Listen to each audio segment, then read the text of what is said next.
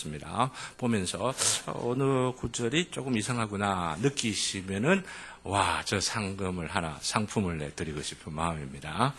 12절부터 마태복음 21장 12절부터 16절까지 다 같이 함께 찾으셨죠? 다 같이 한번 보겠습니다. 다 같이 찾으셨습니까? 다 같이 읽습니다. 시작. 예수께서 성전에 들어가사 성전 안에서 매매하는 모든 사람들을 내쫓으시며 돈 바꾸는 사람들의 상과 비둘기 파는 사람들의 의자를 둘러 엎으시고 그들에게 이르시되 기록된 바 내 집은 기도하는 집이라 일컬음을 받으리라 하셨거늘 너희는 강도의 소굴을 만드는도다 하시니라. 맹인과 전원자들이 성전에서 예수께서 나오매 고쳐주시니 대제사장들과 서기관들이 예수께서 하시는 이상한 일과 또 성전에서 소리질러 호산나 다윗의 자손이여 하는 어린이들을 보고 노하여 예수께 말하되 그들이 하는 말을 듣느냐. 예수께서 이르시되 그렇다 어린아기와 젖먹이들의 입에서 나오는 찬미를 온전하게 하셨나이다 함을 너희가 읽어본 일이 없느냐 하시고 그들을 떠나 성 밖으로 베다니에 가서 거기서 유하시니라. 아멘. 자, 앞에 찬송하고 내용을 비교해 보면서 오늘 여기 성경 묵상하게 될 본문의 말씀인데 좀 이상하다고 여겨지시는 부분 없습니까? 제가 이 말씀을 특별히 먼저 지적하고 말씀을 또 함께 연구하고 상고 공부를 하고자 하는 것은 우리가 익숙한 본문을 읽을 때에 몇 번째도 말씀드렸지 않습니까? 다 아는 건데 생각하면서 마음을 닫아버리는 경우들이 참 많습니다. 근데 뭐라고 할까요? 실수를 끊임없이 우리가 주의를 하면서 말씀을 항상 뒤에만 듣는데 생각하고 또 정확하게 설령 이 문자의 본래 메시지를 안다고 하더라도 열려있는 심령, 하나님의 은혜를 구하는 소망하는 마음들이 없으면은 문자에만 매여갖고 진짜 메시지를 듣지 못하는 경우들이 많이 있습니다. 오늘 말씀은 본래 메시지를 읽기도 전에 문자적인 이 해석, 여기 기록되어 있는 성경조차도 잘못 우리가 편견으로 갖고 있는 경우들이 많이 있다라고 하는 거죠. 자, 오늘 예수님을 호산나 하고 찬송하는 무리들이 누구입니까? 아이들이죠. 우리 아이들이 예수님을 호산나 하며 찬송할 때에 나귀를 타고 있었습니까? 안 타고 있었습니까?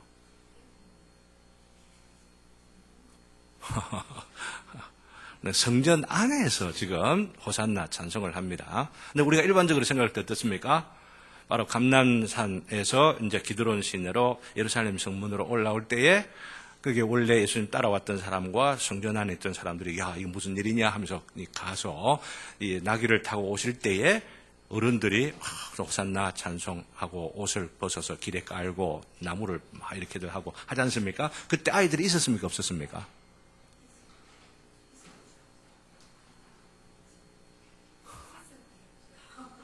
네, 있었을 것이라고 말하는데 성경을 자세히 보면은 그때는 아이들에 대한 언급이 없습니다. 아이들의 언급은 어디 나오냐면 이제는 그렇게 하고 나서 아마 나귀도 보냈겠죠. 성전 안에 들어가서 성전을 청결하게 하시고 나서 지금 한참이나 지난 이후에 아이들이 찬송을 하는 겁니다. 그 한참 동안 하는 것은 뭐냐면은 오늘 본문에 보면은 병자들을 고쳐주셨다라고 하는 거죠. 그러니까 어른들하고 아이들하고 함께, 물론 우리가 상식적으로 생각하면은 어른들 그랬을 때에 아이들 따라와갖고 같이 와 하고 그 분위기를 따라서 막 이렇게 했겠죠. 근데 성경에는 그렇게 안 돼 있다라고 하는 거야. 일반적인 상식과 어떤 이 일종의 그 지식이 성경이 과연 그런가 하고 생각해 보게 될 때에 딱 안 맞아 들어가는 그런 경우들이 있을 때 성경이 왜 그럴까? 너무나 상식적으로 아이들하고 어른들하고 같이 찬송했을 것도 같은데 그렇지 않게 기록하고 있는 이런 이유는 또 뭘까? 여기에서 주어지는 메시지는 도대체 뭔가? 이런 주의를 좀 가져야만 한다라고 하는 거죠. 그죠? 여러분들 항상 그렇죠. 그죠? 상식적으로 이렇게 생각해 왔는데. 오늘 말씀 분명히 그렇죠. 제가 거짓말 안 했죠. 오늘 성경을 딱 보면 그렇잖아요. 좀 다르게 이렇게 해 두고 있다는 거죠. 여기서 우리가 알아야만 할 게 있습니다. 우리는 일반적으로 갖고 있는 내용으로 들어가게 되어지면은 어른들이 예수님 오시는 것 보고 막 호산나 찬송하고 이러는 그 내용들이 액면 그대로 내용들을 참으로 예수님을 메시아, 참되신 메시아로 알았던 것이 아니기 때문에 어떻게 해요? 그 기적을 보고 그 능한 일을 보고 겉으로 드러난 어떤 일들을 보고 그것으로 인하여 자기들이 예수님이 메시아로 드러나게 되어서 만일에 가령에 들면은 로마로 우리가 공격하러 가자, 최소한 총독 관제라도 우리가 정복하자 이렇게 해서 함으로 인하여서 잠시 해방 공간이라도 만들어질까 싶은 생각들을 하고 그로 인하여서 좀 국물이라도 좀 떨어지면은 내가 뭐 먹지 하는 그런 기대감들을 갖고 있었는데 그렇지 않게 된 거죠. 실망하게 된 거죠. 그래서 이들 중에 많은 사람들이 어떻게 됐어요? 나중에 예수님을 십자가에 못 박아라 라고 하는 바로 이런 변화를, 변질이라고 할까요? 이런 것들을 지난주일에 우리 묵상들을 하면서 우리가 참된 주님을 믿고 섬기며 따른다고 하는 것이 참되게 예수님께서 오신 그 목적을 어떻게 이해하며 우리가 해야 되느냐 하는 측면에서 살펴보는데 문제는 이 어린아이들의 찬송도 우리가 생각을 해봐야만 한다는 거죠. 어른들이 겉으로 보면 문자적으로는 옳은 찬송을 하는 것도 같은데, 그죠? 그 능력에다 초점을 맞추고, 기적에다 초점을 맞추고, 이런 어른들이었다고 한다면은 어린아이들은 어떤 찬송이었겠느냐는 거죠. 어린아이들은 그러면 참으로 예수님을 알고, 그러니까 예수님을 진짜 메시아로 인정하면서, 야 정말 대단하구나, 이러면서 찬송을 하고 이랬겠느냐는 거죠. 어떻게 생각하세요? 그러지 않았을 것이라고 생각하는 것이 정상적이고 상식적이고 자연적이라고 볼 수가 있겠죠. 그래서 제가 오늘 제목에다 나와보면은, 보세요. 아이들의 아이들의 유희.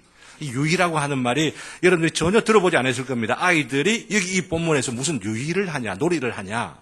찬송하고 있는데 왜 유희라고 보느냐 하면서 이해하지 못할까 하는 생각 때문에 이런 설명들을 드리는 겁니다. 이 아이들이 지금 찬송을 하는 것은 앞 시간에 예수님이 들어오시면서, 예루살렘에 들어오시면서 아마 따라왔겠죠. 따라와가지고 막 어른들이 막 그냥 어떤 일종의 막 대소란이 벌어진 겁니다. 대단히 요란한 사건이 곧 무슨 일이 엄청난 게 있을 것이라 생각해가지고 아이들은 막 야, 도대체 뭐야 하면 아마 따라도 부르고 이를 하다가 어른들이 따라 부르고 막 이런 부분들을 아이들이 그 멜로디를 익혔을 거 아니에요. 그죠? 멜로디를 익혀가지고 어른들은 지금 어떻게 하면은 그 성 바깥에서는 와 하고 막 그냥 고함도 지르고 이제는 우리는 막 해방이다 하면서 막 이름이 뭐 일종의 북측을 장구 치면서 막 예루살렘으로 들어갔을 텐데 예루살렘 안에서 들어와서는 엄숙해지죠. 왜냐하면 누가 지키고 있어요? 정교제자들이 딱 하고 그들이 지금 파수대도 딱 읽고 힘도 꽤 쓰고 특별히 어떻게 돼요? 성전 안에 들어가니까 이 사람도 어떻게 해요? 잠잠해졌겠죠. 근데 잠잠해지는 바로 이런 상황에서 아이들은 뭣도 모르죠.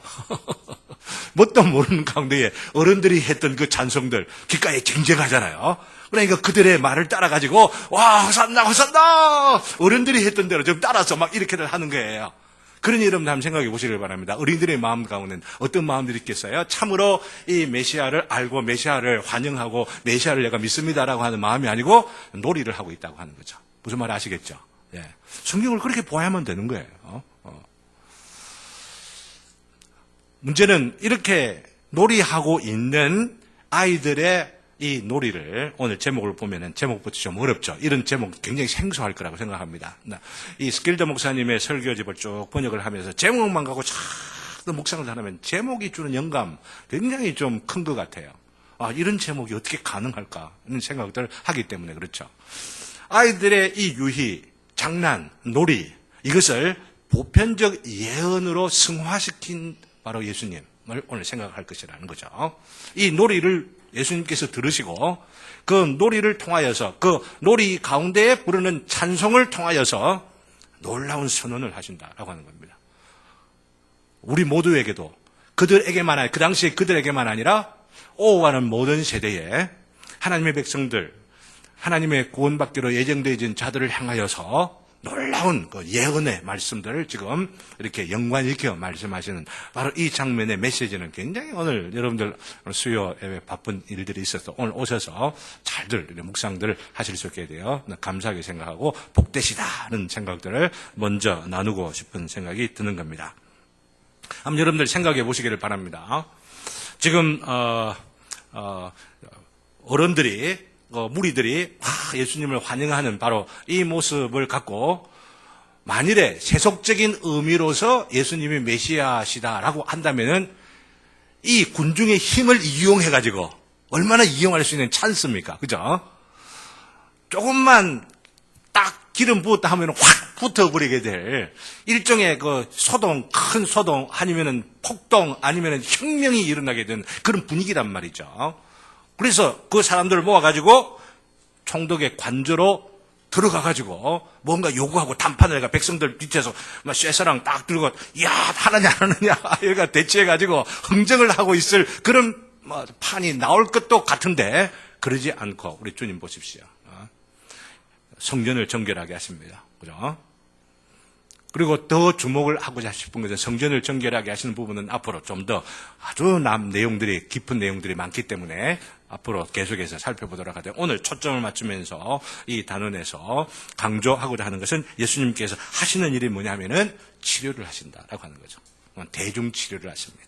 백성들을 많이 고쳐주신다라고 하는 겁니다. 그게 뭐죠? 바로 14절에 나오는 거죠. 14절 우리 다 같이 한번 읽습니다. 14절 다 같이 시작. 맹인과 전원자들이 성전에서 예수께 나오매 고쳐주시니. 그러니까 여기서 한번 생각을 해볼 것이 왜 하필이면 이때에 예수님께서 이 맹인과 전원자들을 고쳐주시느냐라고 하는 거죠. 3년 동안 하시면서 이런 제목들은 많이 나오죠. 예수님 많이 고쳐주셨습니다.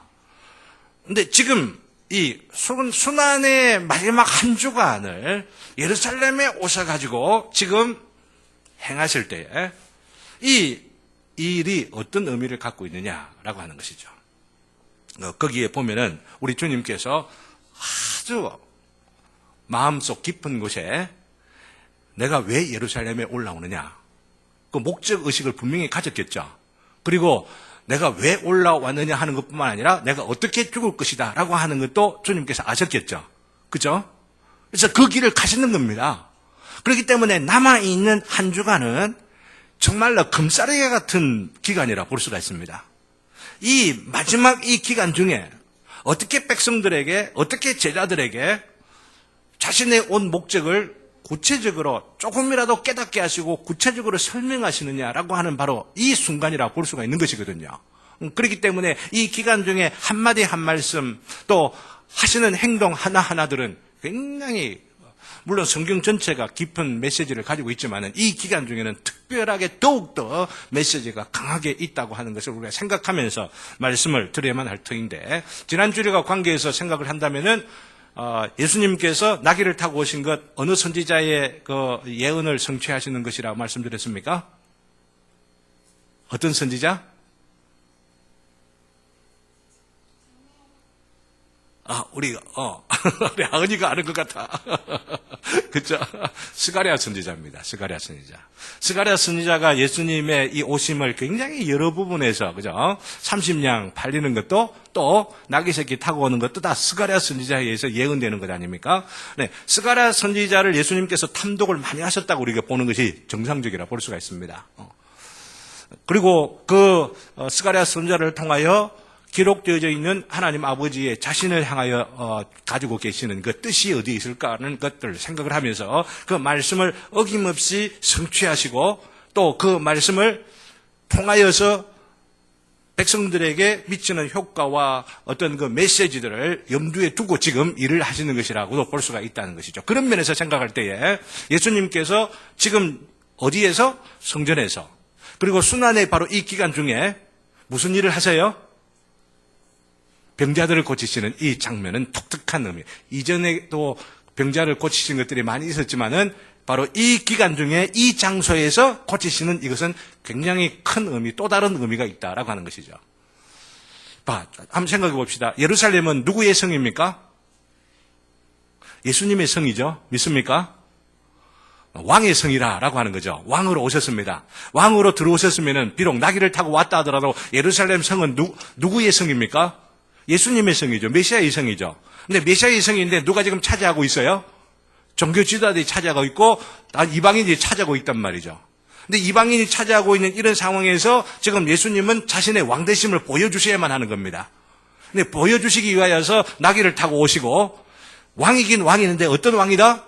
총칼을 들고 권세를 갖고 강압적으로 지배하고 통치하고 이러는 왕이 아니고 섬기는 왕이다고 하는 거죠.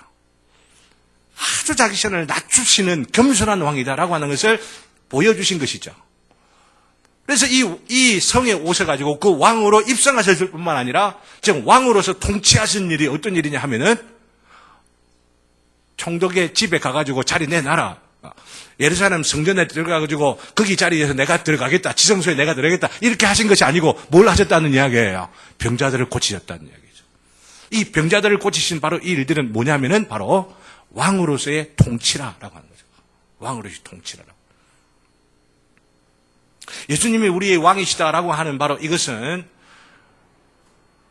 우리 주님께서 우리를 통하여 가르쳐 주시고자 하는 그 왕되심의 한 모습, 우리가 오해하기 쉬운 바로 이 모습들을 교정해 주시고 스가랴 선지자를 통하여 예언해 놓고 있는 이 말씀들을 풀어서 친히 행동하심으로 인하여서 주석하신 거예요. 여러분들 우리가 이걸 알아야 되는 겁니다. 기독교의 본질이 어디 있느냐? 교회의 모습, 참된 모습이 어디에 있느냐? 많은 사람 생각할 때 숫자가 많아서 사람들한테 위세를 보이고 미스 코리아가 되고 아니면 미스터 코리아가 되고 올림픽 1등을 해야만 하나님께 영광이 된다 생각들 합니다. 오해들을 하는 경우가 너무너무 많이 있어요. 올림픽 게임을 하다가 한 골 들어가고 이러면은 기도 딱 하고 이러면은 막 그게 막 하나님께 영광 돌리는 것처럼 생각을 하고 막 그냥 복싱 해갖고 승리해갖고 하나님께 영광이요 라고 하면 영광되는 것처럼 생각하는데 그만큼 큰 오해가 없다는 걸 알아야만 합니다. 질 때는 하나님께서 역사 안 하신 겁니까? 뭐 그런 게임들을 두고 뭐 하나님 어떻게 좀 이렇게 하는 것이 뭐 그 사람의 신앙을 표현하고 싶은 그런 마음들은 없습니다만은 자칫 잘못된 경우, 잘못된 가치가 거기에 들어가 있을 수가 있다라고 하는 이야기입니다. 서울대학은 혹은 서울대학교 자기 자녀가 들어간다고 해서 하나님께 영광 돌리는 게 아니라고 하는 이야기예요. 뭐 들어가면 좋죠. 그럴만 들어가가지고 무작정 무슨 수단을 하든지 가는 바로 이것이 하나님께 영광이 되는 것이 아니고 오히려 정직하게, 오히려 신실하게 하나님을 섬기고 조금은 급수가 세상 사람들 보기에 낮은 그런 부분들이 있어도 신실한 모습으로 하나님 앞에 살아가고자 하는 그런 마음들을 가지고 살아가는 바로 그걸 통하여 하나님께서 영광을 얻으시는 것이지 사람들 보기에 외모의 어떤 모습들, 외형적인 이런 것들을 가지고 하나님께서 영광을 받으시는 게 아니다. 하나님이 영광이 뭐 모질해갖고 우리에게 영광 니 돌리라 이렇게들 하시겠습니까? 그런 것 갖고 영광 더하여지는 분도 아니고 우리가 무슨 뭐 어떻게들 해도 영광이 감하여지는 분 절대 아니라라고 하는 것을 아시고 진짜 참으로 영광을 받으시기를 원하시는 것은 하나님께서 기뻐하시는 바로 이것들은 하나님의 뜻, 그 마음에 하나님의 법도를 쫓아서 살아가는 신실한 모습 바로 여기에 있다라고 하는 것을 우리가 알았으면 좋겠어요. 그것을 이제 보여주시는 거예요. 예수님이 지금 왕으로 오셔서 왕됨의 모습으로 어떻게 보여주느냐? 자, 그 시대에도 그렇고 지금 시대도 그렇지만은 그죠? 뭐 지금 시대는 그렇지 않은 경우들이 있습니까? 뭐 병 들었다고 해서 다 가난한 건 아니니까. 그러나 이 시대에 있는 사람들, 전원자들, 그리고 여기에 맹인들, 이런 사람들의 대부분들이 사회적으로 높은 계층에 있겠습니까? 낮은 계층에 있었겠습니까? 낮은 계층에 있었죠. 여기 맹인들 가운데 어떤 사람들 어떻게 했어요? 성전에 한 푼 줍쇼 하면서 예배드리러 오고 나가는 사람들에게 지금 하는 사회의 최하층의 사람들이라 볼 수가 있는 겁니다. 그래서 지금 예수님께서 왕으로 오셔가지고 왕의 신분과 걸맞는 일반적인 측면에서의 사람들의 생각하는 모습으로 처신을 하시려고 한다면은 대제사장 많은 사람하고 니하고 내하고 한번 맞짱 붙자 이렇게들 하셨을 것 같은데 그러지 아니하고 그 사이에 가장 천하고 가장 무식하다 싶대요. 가장 어려움을 당하고 가장 고통을 당하는 그들에게 나가셨다고 하는 거예요. 누가? 왕이신 예수님께서. 왕이신 예수님. 굉장히 메시지가 있는 거죠. 근데 지금까지 이스라엘 그 백성들 가운데에 심지어는 경계를 넘어서서 수로보니게 여인이나 이런 여인들을 고쳐주시고 다 이런 모든 것들은 일종의 제사장적 사역이라 볼 수가 있습니다. 제사장적 사역. 제사장의 위로가 하나님의 그 위로가 이 제사장의 위로를 통하여서 고침을 받고 그들이 치료를 받고 위로를 받는 바로 이런 모습들이라 볼 수가 있습니다. 그러나 그것들하고 지금 현재 예수님께서 순환의 이 기간을 통하여 예루살렘에 올라오셔서 고쳐주시는 이 장면과의 그 차이를 어떻게 구분할 수 있냐면 이것은 왕으로서의 치유다라고 하는 거예요. 이것을 우리가 아셔야만 된다라고 하는 거죠. 그러면서 참된 왕이시고 참된 제사장이 되시고 제사장적 왕, 왕적 제사장 이 모든 것들을 지금 스가랴 선지자가 사실은 예언을 하고 있는 거죠. 그죠? 보면은 제사장과 이 왕 사이에 평화가 있으리라라고 하는 보십시오. 왕과 제사장 사이에 평화가 있으리라. 여호수아라고 하는 이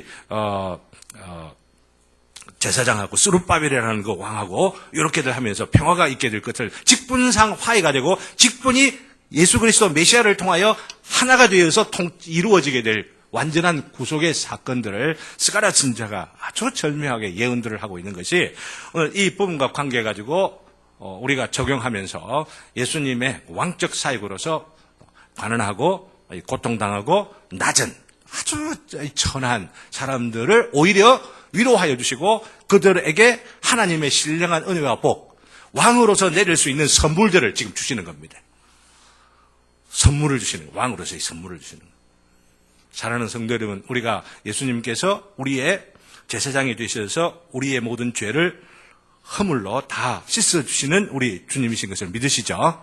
네, 그것만 믿는 것이 아니고 왕이셔서 당신께서 가지고 계시는 능력으로 권세로서 우리에게 필요한 모든 것들을 또한 채워주시고 고쳐주시고 회복시켜주시고 위로하여 주시고 공급해 주시는 분이시다라고 하는 거.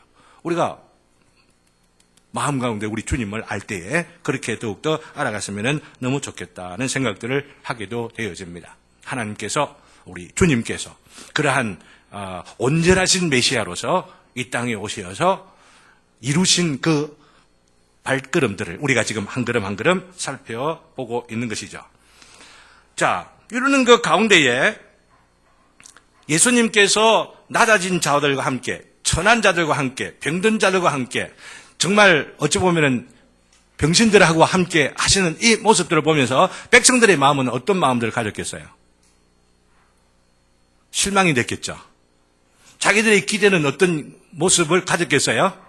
잠시 낙이 타고 오시지만은 자, 이 위세를 갖고 이 환영받는 바로 이 무리들을 다 합하여서 어디로 가자?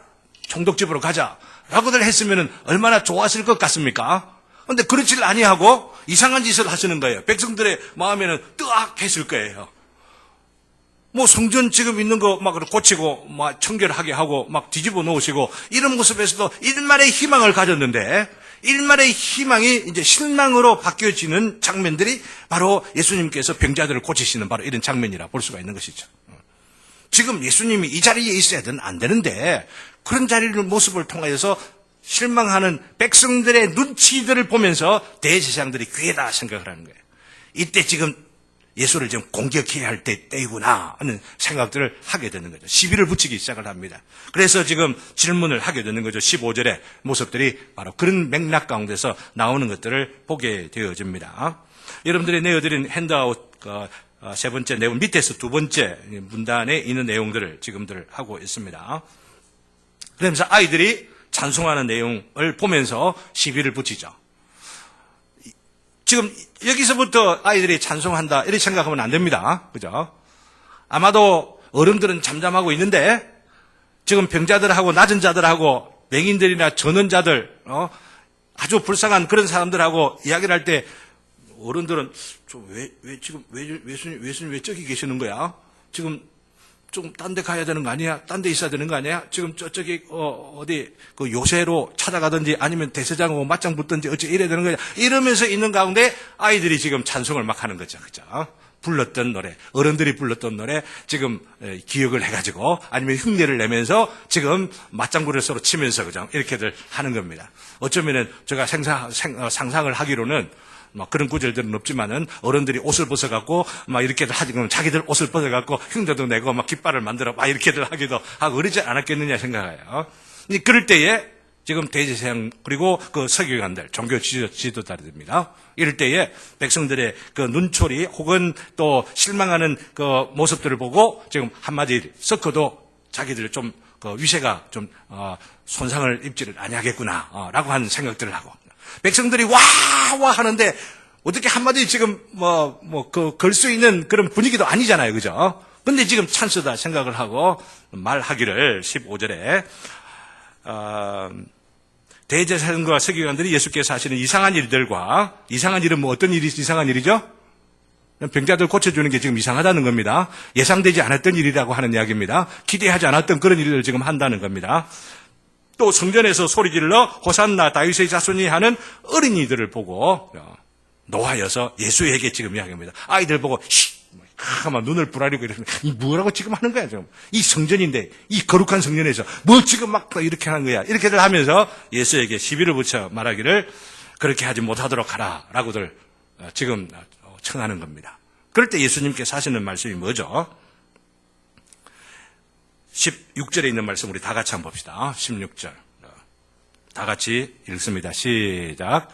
예수께서 말하되 그들이 하는 말을 듣느냐? 예수께서 이르시되 그렇다. 어린 아기와 젖먹이들의 입에서 나오는 찬미를 온전하게 하셨나이다 함을 너희가 읽어본 일이 없느냐 하시고 예수께 말하되 그들이 하는 말을 듣느냐 이 말은 뭐예요? 어린 아이들이 지금 쩌른 노래를 지금 하고 있는데 네 어찌 생각하노? 말리 안 되겠나? 네가 사람밖에 안 되는데 호산나 호산나 이러면은 네가 지금 신대접 받고 있는 건데 네 그냥 그대로 있으면 되겠냐 이제 시비를 붙이는 거예요 지금. 그러자 예수님께서 하시는 말씀이 나 그거 듣고 있다. 노래 참 잘하고 있네 지금 이러는 거예요. 그러면서 노래 잘하고 있는 것을 증명해 주기 위하여서 시편 8편을 인용하는 겁니다. 아이들이 지금 이렇게 자기들을 놀라고 자기들 분위기를 위해 갖고 자기 어린아이 그 마음으로 그냥 이 부르는 그 노래들을 우리 주님께서는 이용하셔서 시편을 인용하시고 그 시편의 인용은 나중 뒤에 설명들 함께 되어져 가겠지만은 히브리서 2장으로 연결되고 사실 요한계시록 12장으로도 연결되는 것들을 우리는 보게 되어질 겁니다. 다른 말로 말씀드리면은 바로 이 아이들의 이 유희 혹은 놀이 혹은 노래하는 바로 이것들을 통하여서 보편적인 예언으로 승화시키고 적용의 범위들을 확대시켜 가시는 바로 우리 주님의 모습을 여기에서 볼 수 있겠다라고 하는 것이죠. 그래서 오늘 시편 8편이 어떤 노래냐라고 하는 것을 알아야만 예수님께서 지금 어린 아기가 젖먹이들의 입에서 나오는 찬미 이것을 언급하고 있는 것이 시편 8편이거든요. 시편 8편을 한번 내어놓고 이 찬송의 의미가 어떤 것인지를 알아야만 이 마태가 이 구절을 예수님이 하신 말씀에 이것들을 인용하고 기록하고 있는 것들을 제대로 알 수가 있는 것이죠. 특별한 의미를 가지고 있다라고 하는 거죠. 사실은 지금 어린아이들이 이 젖먹이들이 입에서 나오는 찬미를 온전하게 했다는 말씀을 시편 8편을 보게 되면은 한번 8편 찾아봅시다.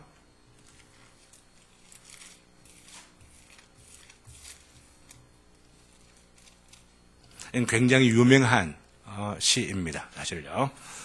우리 2절만 시편 8편 2절만 한번 보도록 그렇게 하겠습니다. 2절. 다 같이 찾으셨죠? 다 같이 시작.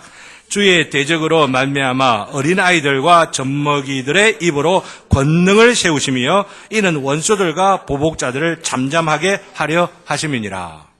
근데 이 구절을 우리 주님께서 인용을 하시는 겁니다. 지금 대적자들이 예수님 보고 시비를 붙이고 있죠. 그죠? 근데 어린아이의 찬성을 인용을 하시면서 그 어린아이의 찬송들로 인하여서 대적자들을 잠잠하게 하실 것이라고 하는 이 말씀을 하시는 것은 바로 지금 현재 예수님 당신에게 시비를 붙이고 있는 이 대제사장들하고 서기관들을 책망하는 내용이라 볼 수가 있죠. 어린아이들로 인하여서 대적을 잠잠하게 한다고 했으니 너희들도 잠잠해라 이 말이에요. 어린아이들의 찬송이 얼마나 중요한 줄 아느냐, 얼마나 존귀한 줄 아느냐. 근데 이 어린아이들이 지금 완전히 그 뜻, 의미를 알지를 못하고는 있지만은 우리 주님께서는 인정해 주신 거예요.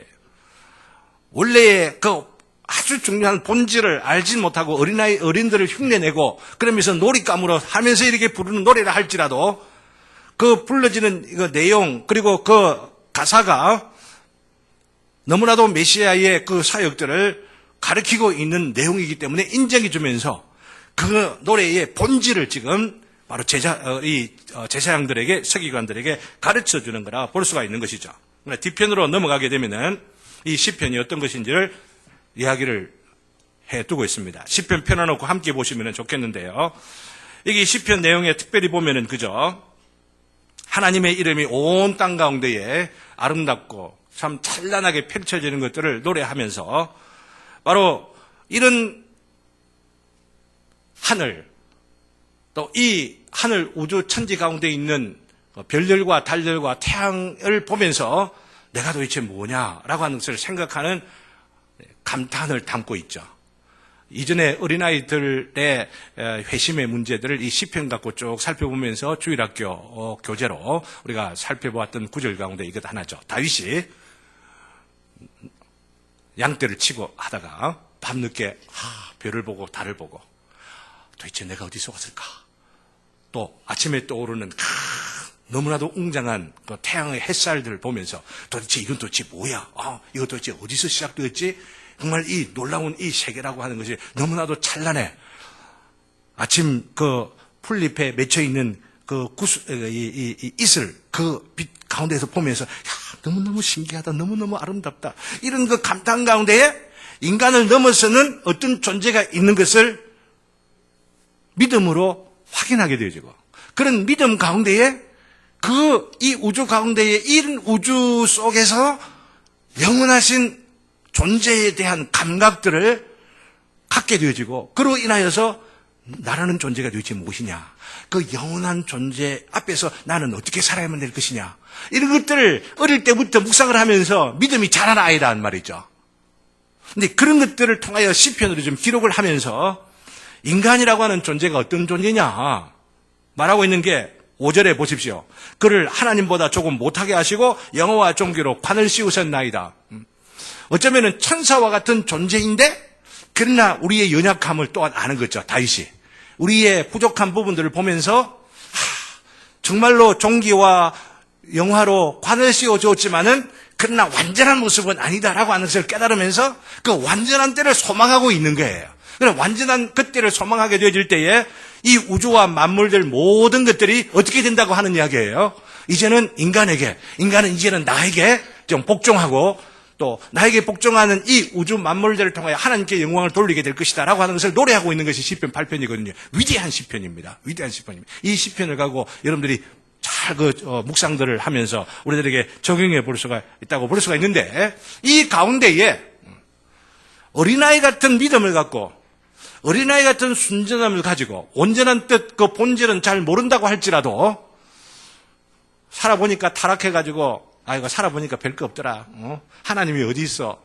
그러면 때라 빠져가지고 그러면서 믿음 없이 살아가고 있는 그들을 향하여서 어린아이들이 하늘을 보고 찬송하고 이 자연을 보면서 감탄하고 어머나 너무너무 이뻐, 너무너무 멋있어 감격하는 그런 모습들을 보면서 어린아이들은 그게 다 없어져 버렸죠.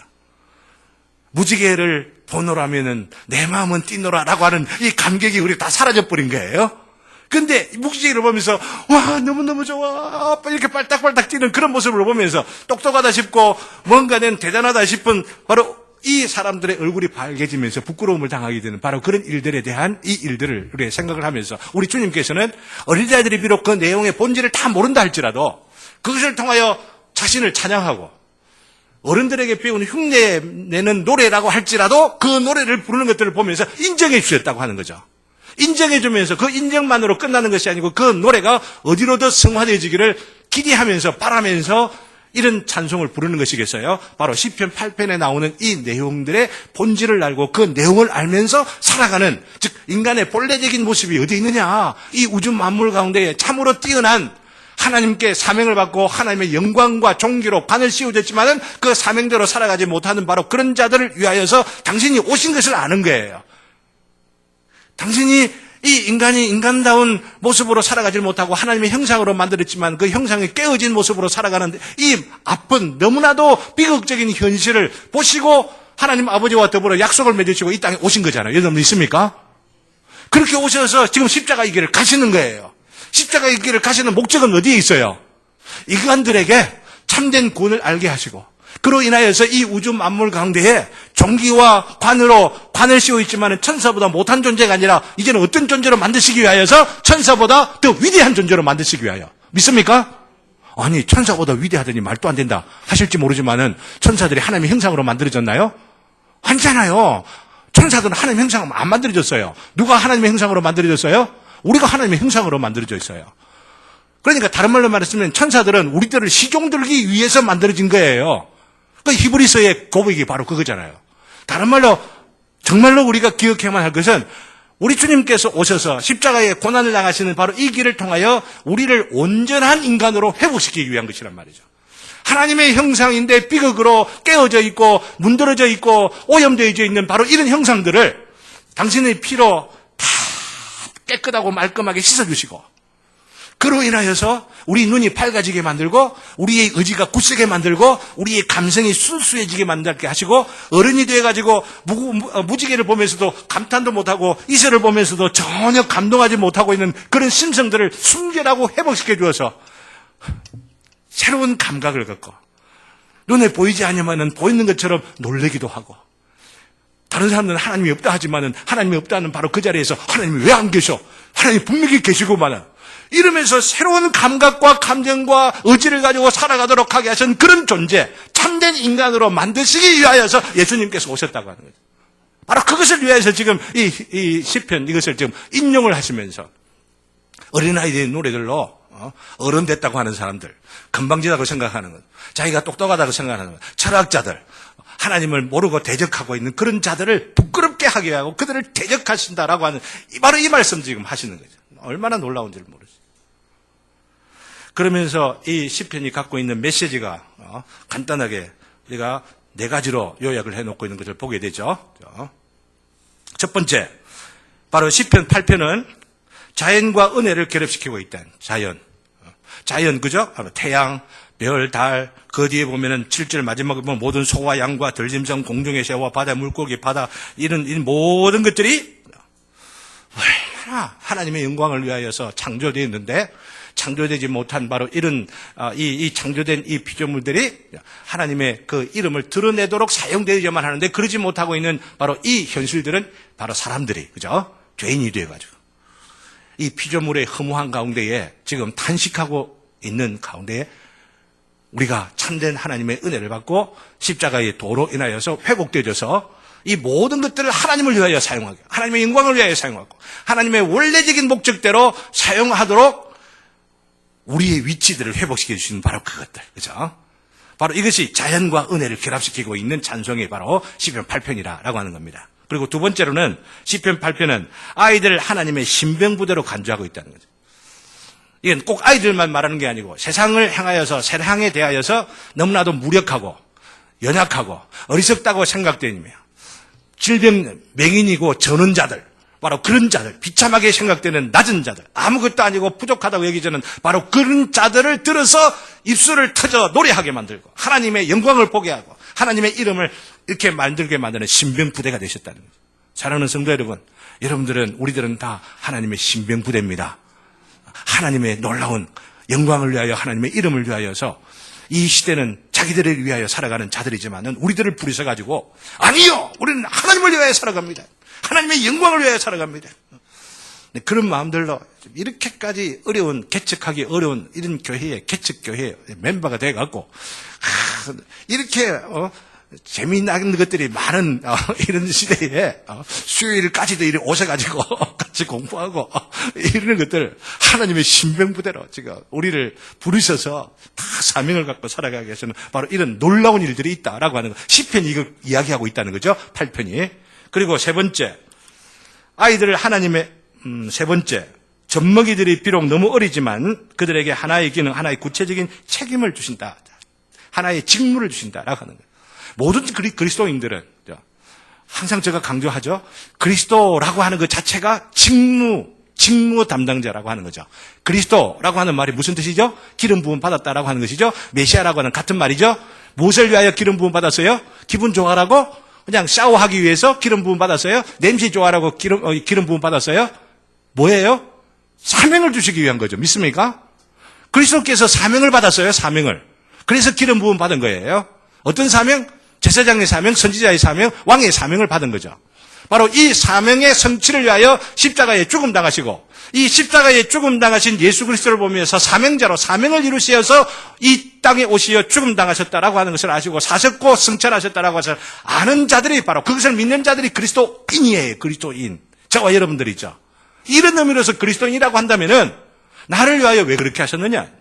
영원한 저주와 형벌 가운데 죽을 수밖에 없는 그런 인생들을 왜 그렇게 수고하시면서 구원하셨느냐 생각하면 왜를 생각해야 되고, 나에게 주시는 생명의 한 날 남은 모든 순간까지 마지막 호흡 다 할 때까지 사명을 주시고 직분을 주시고 직무를 주시고 과제를 주시고, 사명만 주신 게 아니고 지혜도 주신 줄 믿습니다. 그리고 채워주시죠.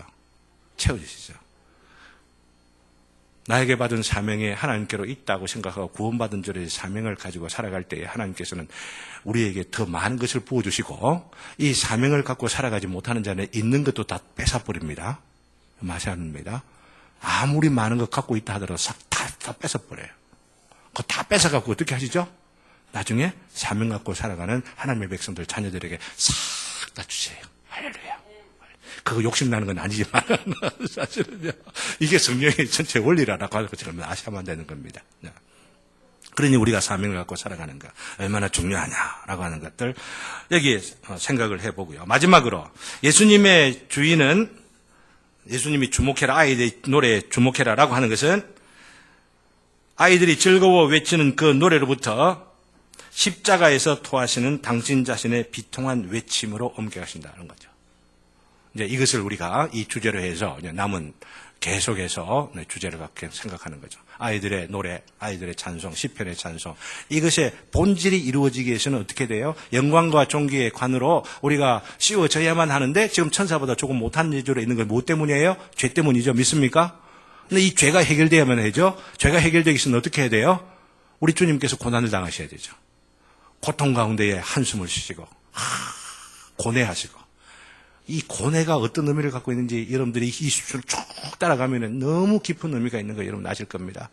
성실하게 잘 따라오시기를 바랍니다. 그러면서 그렇게 노래가 또 심화되어져 가는 바로 이런 과정에서 마지막 결론을 내리고자 하는 것은, 시간이 없어서 이것이 히브리서 2장 잠시 언급만 했는데, 히브리서 2장에서 그리고 여인의 후손으로 요한계시록 12장에 보면 여인의 그 후손으로서 오셔가지고 만국을 통치하시게 된 바로 그런 분으로서 나타나시게 되고, 그 여인의 남은 자들이 광야에서 훈련을 받으시는 장면, 독수리에 의해서 광야로 들어가서 훈련을 받는 그런 장면들이 나오는 그 12장 연결되는 이 모든 고리들을 예수님께서는 다 지금 당신의 의식 속에서, 당신의 시각 속에서, 당신의 비전 속에서 다 바라보고 계시다라고 하는 것이죠. 시편 8편을 우리 주님께서 평소에 얼마나 많이 묵상을 하셨겠어요. 그죠? 스가랴서를 얼마나 많이 묵상하셨겠어요. 또 창세기부터 그 당시 기록되어 있는 구약 성경을 얼마나 묵상을 하시면서 하나님의 아버지의 뜻을 하나도 놓치지 않기 위하여, 그렇기 때문에 히브리서 10장인가 하는 그 부분에 이렇게 나오죠.